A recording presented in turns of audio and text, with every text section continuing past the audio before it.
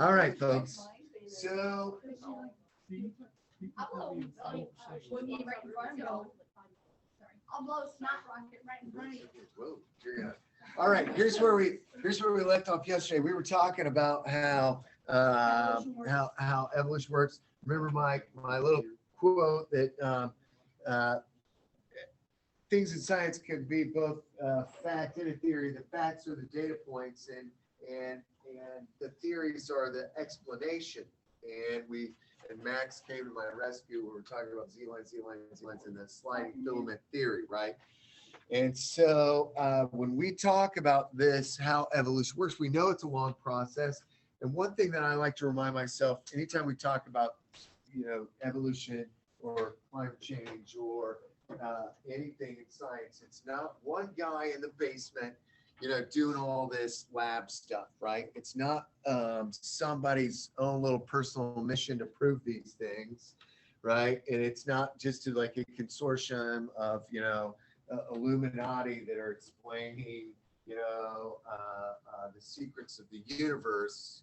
We're talking about thousands of individuals with, thousands of universities and a lot of time to figure this out. And there's still debates, right? There's still debates on some of the mechanisms, maybe some of the little tiny pieces, but when we're looking at an overarching big picture, this is what we're dealing with. Okay, so some of the evidences that we see are those things that we looked in that video yesterday when we had those little cartoons doing it, right? All right, so I think I left off with new species, and we did talk about, I think I showed this picture, right? And we talked about these fish and how that those guys weren't there, or the isthmus wasn't there. Let's look at a couple different kinds of speciation. Allopatric speciation is one that's really cool. Okay, I know it's really bumming me out. Okay, thanks. Maybe after here in a bit. Okay, we have, let's say, one island, okay, or one space that divides up, and over time we get different species forming. If we look at sympatric, that's within an island or within. So there's some sort of physical barrier. Okay, maybe I like to call this like the moat theory. Okay, something divides the species here from the species out there. When we go to Everglades, there's a really cool place called a hammock, and a hammock is interesting because it's a little higher elevation, and around it is nothing more than sawgrass and this stuff called periphyton. I'll tell you more about those things later, but it's really cool because there truly is a moat around these tree islands, and it's a protection for fire, and it forms naturally. It's so a weird way the water flows. Also, animals help create that too, but it's I mean, it's obvious. Like you can like see, I'm standing on this boardwalk to the tree island, okay, called a hammock, and there are all these like giant trees, nothing else but surrounded by grass, and there's this little moat that goes around it. Okay, so different kinds of things can form on both sides of those. Okay, so all about those physical barriers. We talked about the tree.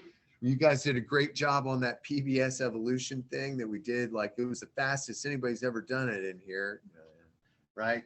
Okay, but that idea of a common ancestor and then the branching off of those.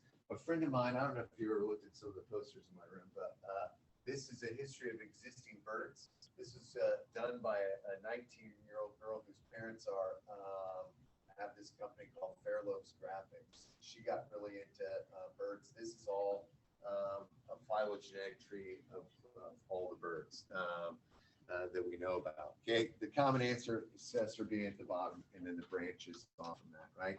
And of course, here's Darwin's finches. This is a form of adaptive radiation. Okay, so it changed over time. Yes? We did something over this, I swear we did. We did. Yeah, yesterday we watched a little film. No. No? Something else. Okay, you tell me what you think. I probably won't. Okay, well, okay, so all of them kind of like, they blew in. Remember, here's a quick little jostle of your memory. They blew into the Galapagos Islands. The food ran out. Okay, and then they ended up on each place, different finches won out, right? So the ones with the insects have certain kinds of beaks compared with the buds and fruits. Okay, this beak is a little bit different. Okay, and so this is just another picture of allopatric speciation. Here's a population of bugs. Okay, there's a division. Okay, new bugs form. Now you can, if we bridge that gap, then we could increase genetic diversity. Okay, and I think I did talk about these two squirrels. Okay, so I know this is not the most exciting stuff, but stick with me here. Okay, punctuated equilibrium suggests that long periods of little change are punctuated by briefer periods of rapid change. Okay, so kind of an interesting theory. Okay, so this not too much is happening, and then boom, a bunch of stuff happens at the same time. And this is a lot of the things that we don't really know about. Okay, I keep coming back, man, to this podcast. I've debated just playing it for you, but it might cause you to go to sleep more than my own voice is causing you to go to sleep. But so let me just go back to this podcast though, because I literally can't stop thinking about it. In India, all these people started getting this weird, like fungus, this sickness. They figured out it was a fungus. Okay. All right. So, what's that? Where they had cotton, cold, Yeah. diarrhea, fever. Did you listen to it? Gosh, dang it. I got really excited. Okay, so but they've never seen this fungus before, right? And all of a sudden, like this person died. This was in India. Okay, it was in this hospital. Okay, then all of a sudden in the hospital, all these other people started getting the fungus. Okay, and they started dying. And it was only this hospital in India until they started doing research. That fungus was killing people in different hospitals, different places all over the world. Okay, they'd never seen this fungus before. They thought, okay, boom, now all of a sudden it's killing. Is this fungus new? Did it mutate? Did it just come out of nowhere? Like all of a sudden, like emerge, like, haha, ready to kill. Okay, or is it something that had been there the entire time? Okay, so they started digging into all this stuff. They started looking like, okay, where did it come from? Is it a newly emergent thing? They found out that it had been here for a really, really long time. Okay, but it wasn't killing people. Okay, but now it is killing people. Now here's some weird stuff about fungus. Okay, fungus, there's a fungus among us. They don't like hot temperatures. Okay, so if you want to kill a fungus, okay, then raise the temperature. Okay, if the temperature gets a little bit lower, the fungus likes that. Think about places where you see fungus. You don't see fungus like on a, in the grass on a hot day, right? Okay, like when do you go mushroom hunting? Okay, it's not in July. When is it? Springtime, right, baby? We're talking May, April. I love it when people start going up to Michigan because they're like, it's mushroom hunting time, right? It's the cooler temperatures. Does that mean that the fungus isn't alive? Have you ever eaten No, it's just type of mushroom that makes you trip, man? Man. You have. You told me about No, man. No, I actually have never had it, but it's interesting to me. There's a great book called How to Change Your Mind by Michael Pollan. It's all about psychedelics and how they're now using psychedelics to treat people with depression and also with grieving. And it's really, really interesting to hear about, like, there's this part of your brain that they think that like kids are more like people on acid because their brain hasn't stopped them from like blocking stuff out. This thing called it starts with a D. Why can't I think of it now?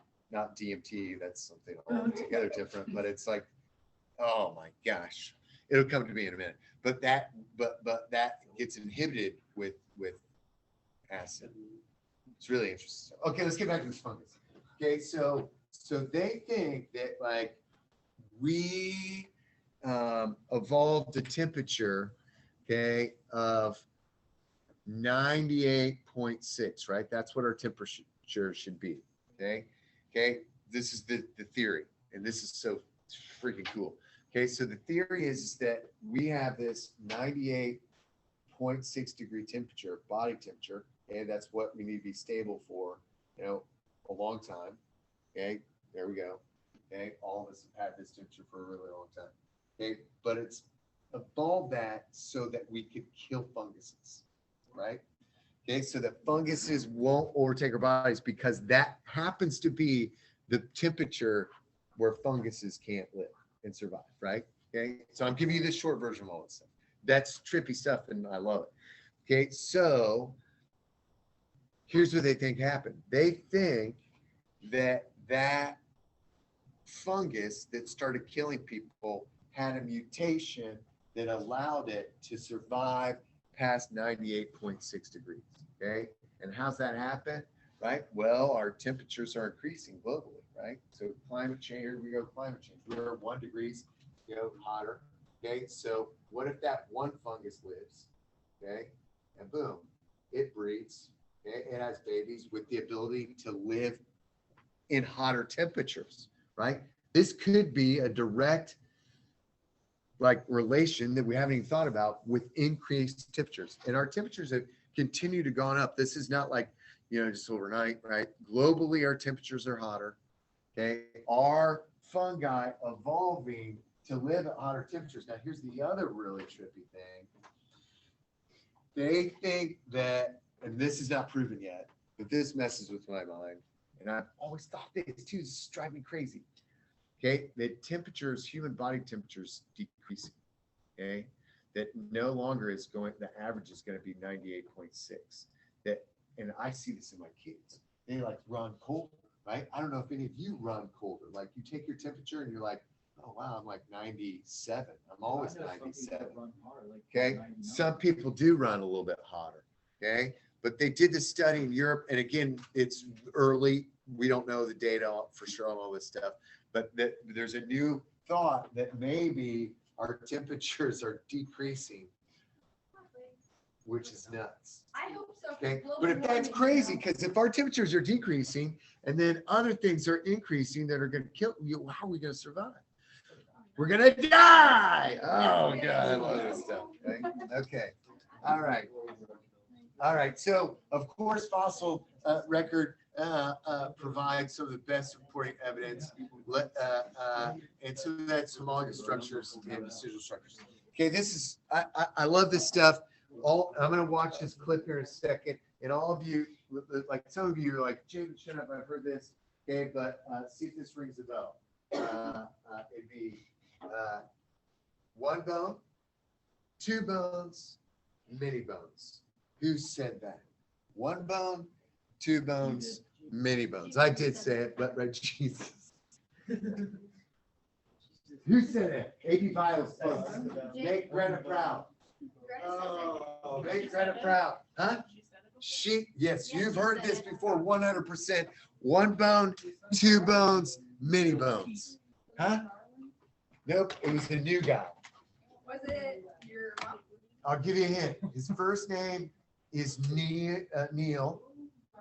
Okay. I love that. No. I answered it already. What's that? Your mom. It's not my mom. One bone, two bones, many bones. Okay, I'll give you a hint. I'll give you one last hint. His first name's Neil, his last name's Shubin, but why is he important? Because he came up with the idea that it came from it evolved from one thing as far as the bones. You trace back through the. Sure. All right, here we go. I'll show you. Let's watch this.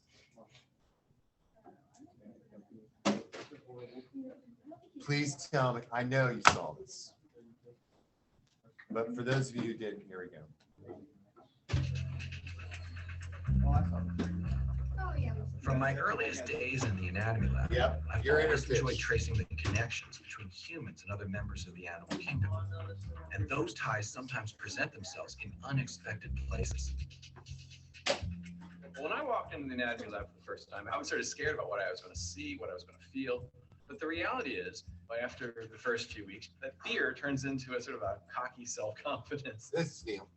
And these things, when you dissect them, it doesn't look very human. That looks like a wax model because it's been preserved. But then you hit the hand.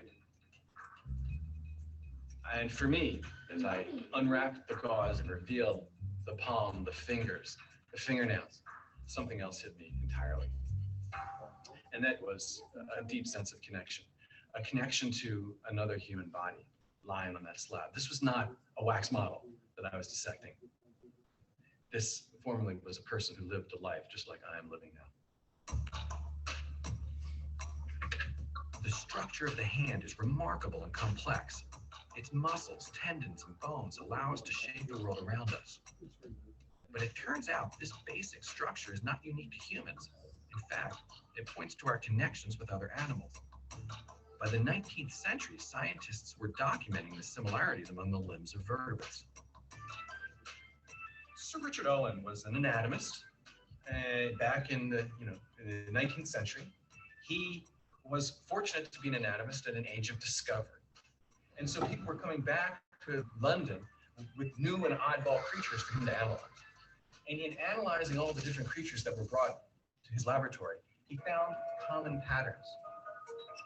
Although the shape and structure of each limb was very different, Owen started to see an underlying unity. It was as if the same set of bones was being squashed or extended to perform different functions. Here's a dog. Dogs, run and jump. What do you have? One bone, two bones, little bones, and then the digits, the equivalents of the fingers or toes. And of course, here's a bird. It flies. Its limb has been modified into a wing, and it has one bone, two bones, lots of bones, and then digits. The amazing fact is, in each of these creatures, the architecture is largely the same as ours. Owen didn't know why creatures had that pattern. It was a mystery to him. It was sort of a mystical concept that there's this common architecture behind all animals. It really took a new insight, an insight from Charles Darwin, which basically said the reason why animals have this common pattern is because at some time in the distant past, they all shared a common ancestor that had a version of this pattern too. As far back as 375 million years, we've found fossil evidence of a creature that has this pattern. It's fish-like, and it's just beginning to make the move onto land. My team found one of these transitional animals called Oh, dang, I was going to say, we better remember the name. Tiktaalik. Tiktaalik, after 6 years of exploring an island in the Canadian Arctic. Remarkably, its fin had the beginnings of the one bone, two bones, many bones, and digits pattern. It's good evidence that the basic form of this complex and quintessential piece of human anatomy, the hand, emerged from the fins of ancient fish. So the name of his book is Your Inner Fish. Okay, and there is still evidence of your inner fish heritage, I guess. And I know some people have this, a little leftover gill. You guys know if you have your gill? Yeah, I know Okay. somebody Okay. that has that. I know somebody too. Okay, here it is. I'll show you what it looks like, and you can see if you've got it yourself if you've ever looked. Hold on. Gill on ear, on human ear. Here we go. This sounds like I'm making this up. It is a tiny hole right here above your ear. If you have that, that's your leftover gill. Pretty cool. I wish I had Like one. Luke next year. Because that'd be awesome. Who's that? Yeah, yeah. Luke or something. Oh yeah, you can ask him. But pretty cool stuff. Here it is, a leftover. Is it just like, You don't have these, by the way. That's made up, right? What's that? so does it just go through like that first layer, like that first? Yeah, layer I mean, like it doesn't really Doesn't go actually go, anywhere. like- Right, no, it's not like, okay, I can see it. Right. Yeah. Bug bites all the way up in your brain. Yeah, right, right. There you go. There you go. Amazing, right? Okay, so I love this. That stuck with me forever. This Neil Schubert's finding, but also just that idea, that I don't think it's a coincidence, right?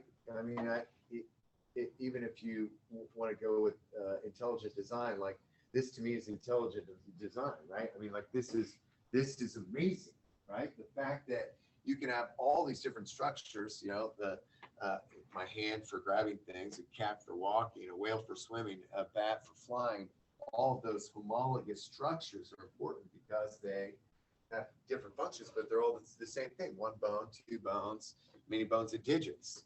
Okay, amazing stuff. Sometimes we have this kind of pattern too, where instead of we've got like 4 different species and all those bones, these are very similar in that, yes, they're all insects, but they're modified forms of wings, right? So here we've got fly wings with kind of that see-through. Here we've got wings of butterflies, Lepidoptera with the scales. Here we've got wings with a shell on top of them as well. Okay, so there's patterns to be found, right? And so the other thing is embryology. I used to have, and this is kind of sad, I used to have a dead, this is horrible to even say, I haven't thought about this for a really long time, but I had a baby, okay, in a jar, okay? I found it like with all my other stuff back up in the old prep room. Unfortunately, it was a fetus, 4 weeks old. I have no idea. It was in a Jif jar. A Jif jar? Yeah, like how, I don't know how anyone got this. I don't know where it came from, but I had a dead baby, human in a jar. And I would put it on my desk and under a microscope and have people look at it, and they would all like try to guess what it was. People were guessing pig, people were guessing, of course, nobody's going to guess human. Who has a human?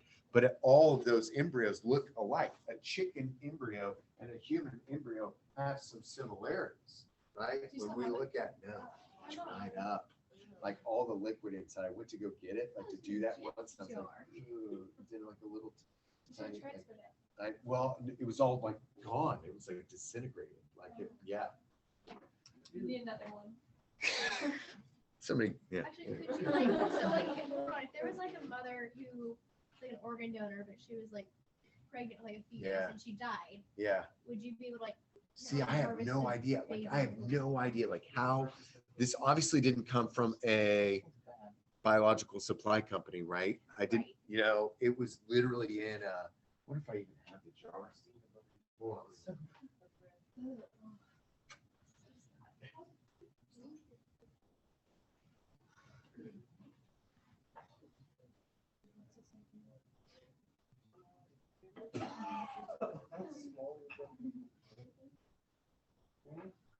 Why did first you unbend it all and then you put a small little hook in there and shove it up underneath the ground floor?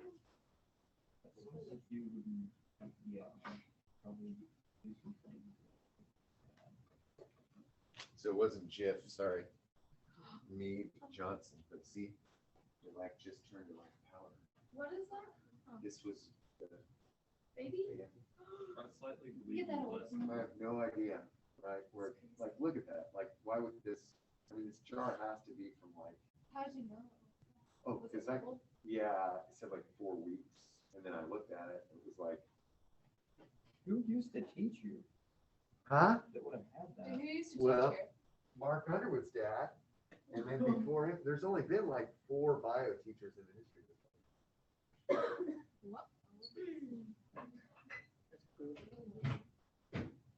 What else do you have? Yeah, there you go. All right, real quick, let's talk about Hardy Weinberg so I can get through this almost done. Sorry, we got to talk about other stuff. Okay, you guys remember Hardy Weinberg? Okay, that's a big one. Okay, so what are the conditions necessary for a population to maintain an equilibrium? So the idea is that we want things to be equal, but obviously this is not going to happen. Okay, very large population size. We don't always have large population size. If we have small population size, we could have inbreeding. Okay, number two, isolation from other populations. That doesn't always happen unless, of course, you are on an island. People are coming and going, net migration, right? No mutations, that's impossible. The mutations are always, you're mutating right now as we speak. Random mating, they imagine like Hunger Games situation where there's like a spinning wheel, like, and so, oh, Hallie, your name is pulled. Now you're going to have a baby with this guy from Africa. Boom. How, you know, and so then, yeah, okay, all right, Trina, oh, good. Now Eskimo. Okay, there you go, right? Okay, so, you know, everyone gets like 2 kids, right? But that's completely random. There's no such thing as random mating, right? Okay. By the way, if there truly was random mating, and they've actually done this before, like throughout the entire 7.8 billion of us, what would we all look like? What color would we all be? It looked like The entire human population, Yes. completely over a long period of time, what would we look like? like orange. Yeah, we'd look like some pretty brown, probably look like somebody from like the Middle East. Okay. Most like if there was complete random random mating. Okay, and no natural selection, of course, we know that's not true. Okay, so what changes from population are all those different things. Okay, let me go through all that. I just kind of said all those 2 things. Oh, let me talk real quick about the founder effect and the bottleneck effect. Okay, you've heard about this before. We've got original population, here they are. Okay, some event happens, okay, and changes that, and this is a surviving population. I like to think of like a tsunami. Let's say a tsunami comes in and kills like a giant population of some, you know, people in Indonesia. The remaining population is going to be different. Notice in that last population, there's no yellow, right? So that's gone. Okay, so as opposed to like, let's say the founder effect. Okay, this would be like if I said like, hey, I love this class. You guys are awesome. Okay. I'm thinking about wanting to spend my life with you all because you're all so wonderful. So will you join me, okay, in a special place together? We'll live together. We can start families together, right? Okay. And then I know this is creepy, right? Okay. This is a pretty good class though. Like this usually, typically when I say this, it's nothing but a bunch of whites, right? Now we've got some good diversity in this class, right? Okay, and so that would change, that changes things quite a bit, right? Okay, because seriously, think about it. Okay, if we have my typical class, if I chose, you know, a population of just, you know, Anglo-Saxons, right? There's going to be a part of that population that gets out, right? Okay, we're not going to have any. Okay, now unless some of you have some African genes, okay, we might not have. Oh, definitely with the ginger over there, right? Yeah. Okay. So we got plenty of good red going on. I like that because you know this red gene's going to go away, right? You hear that eventually that gene may be out. Okay, which is a major bummer, right? There we go. I know, but look at us. We gotta stay together. We must procreate, right? To keep our genes alive. Okay, that's the founder effect. Do you see the difference? This is a choice in some ways. Okay, away from the populate. This is more of a disaster. Okay, all of this results in change, right? If we were the last people on the planet, you know, the population would look much different, right? Than if there was more diversity. Okay. All right. And we'll stop there. There's my chapter 3 discussion.